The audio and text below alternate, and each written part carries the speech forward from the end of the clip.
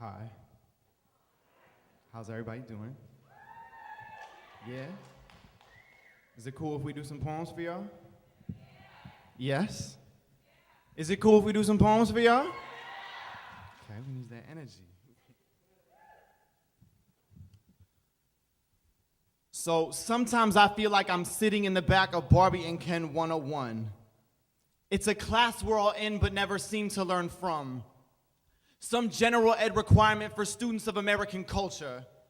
One that convinces even the brightest of young women that sex is survival of the thinnest, and I'm sick of this education that doesn't serve our best interests. My teacher has no face. She's every Revlon model women have ever chased. Her lectures can be found in the backs of magazines, beauty ads, and marketing campaigns. Shoot, just turn on your TV. This just in, a skewed perspective for today's youth. Y'all ladies ain't thin enough, fellas ain't trim enough, wanna be sexy, y'all don't go to the gym enough. And cut to commercial. Come on, just tune into their maintenance team, convince you you're ugly, then tell you how to fix it with Maybelline. Perpetually started by these dolls, marketed in the late 50s, named Barbie and Ken, hence the class I'm in. Are y'all following?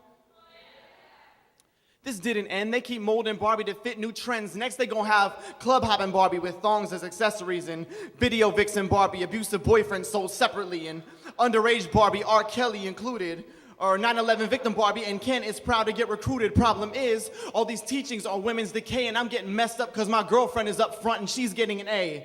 This is when I start getting pissed off, okay? When the heck did it become all about tucking in a gut? I gotta get the bigger breast. Shit, I wanna fit a little better in a dress, so let me get a little skinny. Gotta fit into an itty bitty size slimmer just to liven up my chest. Please, won't somebody alt delete this programming? What is this? How skinny can I be? Look, we're all romancing. Teacher, I wanna give my oral presentation, cause I have a problem with the class. And matter of fact, I have a fat ass grudge with your whole administration. You're the reason my girl won't eat in front of me in restaurants. The reason that she thinks she's overweight and over 10 spots. Let's gut, let's pudge, let's lunch, let's reel. More looks, more love, more Barbie appeal. Screw Barbie and Ken. My future daughter will never play with them. She's the reason 15-year-old girls' arms are slit, the reason 12-year-olds think skinny is a compliment. And now it's too late, I can't write my way through bathroom doors, so I raise my hand in class because I can't take it anymore. Teacher, your lessons are all backwards. You got mothers and daughters forgetting what matters, because above chest, back, hips, legs, and hair, the most attractive women in the world are the ones who don't even care. So screw your teachings, your lessons and plans, you skewed, sick, distant relative of the man. You plan for brainwashing my baby, I reject. I'm walking out of this class, and I will proudly take my F.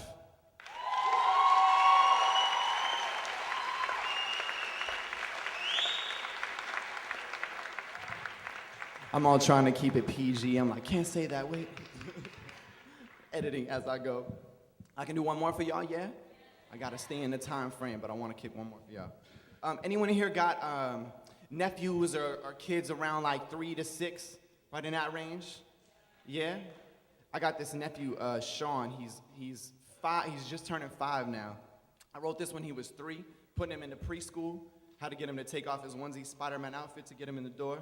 But I wrote this poem trying to get him into the education system in the States, because it's a trippy place for school. I'm watching 6 kids standing around a play structure that just abruptly stopped shooting out the water they were playing with. My nephew Sean, years and feet behind his Insta friends at Cedar Rose Park, stands among the cluster of kids trying to summon the water back. And me and the other parents laugh and watch as they try variations of Open Sesame at a non-responsive spout. I'm afraid one day they're gonna tell me that he has attention deficit, a disorder that 1 in 4 men are infected with. The Band-Aid on a mystery they wish to decomplicate, then medicate to accommodate the commonness of why he can't concentrate. They'll say in class he seems lost. I say his mind has free sight.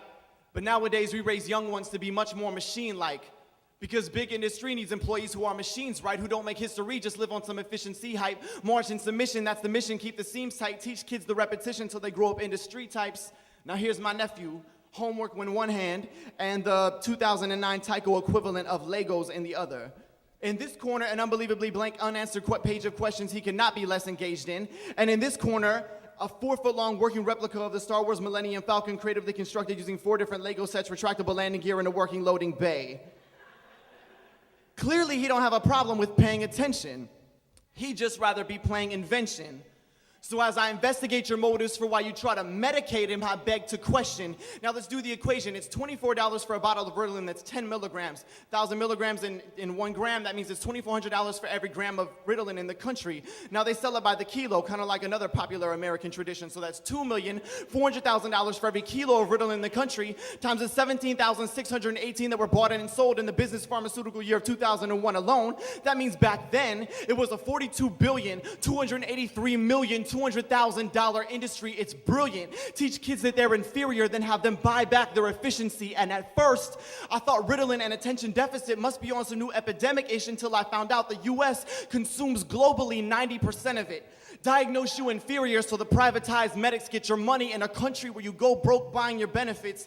And I don't want Sean to ever look up from his paper and wonder why everyone else is on page 15 and he's still on page 2, because he's been off daydreaming about fighting dinosaurs and drawing Spider-Man till his fingers hurt and making Millennium Falcon masterpieces and had to snap out of his daydream just to satisfy you. Don't tell Sean he learns wrong. If minds didn't wander, we wouldn't have Gandhi for your spiritual revolution. No black power fist shaking at a crumbling divide. No Vietnam soldiers on their way home. Shoot, hip-hop came from kids who couldn't seem to pay attention. There'd be no jazz, no tap. Shoot, we'd still think the world was flat if not for straying attention. And as I watch my now 3-year-old's nephew's mind begin to wander, as the rest of the kids bark secret code words at a non-responsive tap in hopes to bring the water back, Sean, much younger and smaller than the rest, scans the playground, steps outside the box and walks over to a red post and presses a shiny silver dollar-sized button which reignites the water and shoots it into the palms of eager youngsters. He walks back to the group. Right then he could have been Rizal, Monet, Marx, Neruda, Malcolm, the one to step outside the box and do something powerful.